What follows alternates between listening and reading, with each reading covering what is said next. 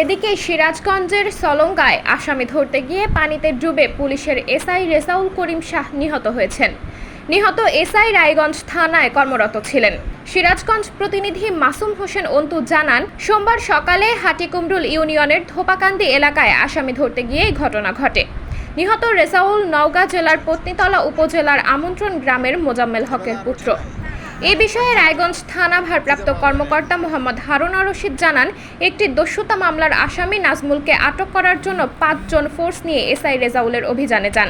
এদের মধ্যে 4 জন ফোর্স গাড়িতে রেখে তিনি আসামি ধরতে যান। এ সময় আসামি নাজমুল এসআই রেজাউলকে সরস্বতী নদীতে ধাক্কা দিয়ে পালিয়ে যায়। পরে এসআই রেজাউলকে সরস্বতী নদী থেকে উদ্ধার করে শহীদ মনসুর আলী হাসপাতালে ভর্তি করা হলে কর্তব্যরত চিকিৎসক তাকে মৃত ঘোষণা করেন। ঘটনার পরই সিরাজগঞ্জ পুলিশ সুপার মোহাম্মদ আরিফুর রহমান মণ্ডল ঘটনাস্থল পরিদর্শন করে আসামিদের আটকের জোর নির্দেশনা দিয়েছেন। সাবরিনা জলিল, সবার কথা।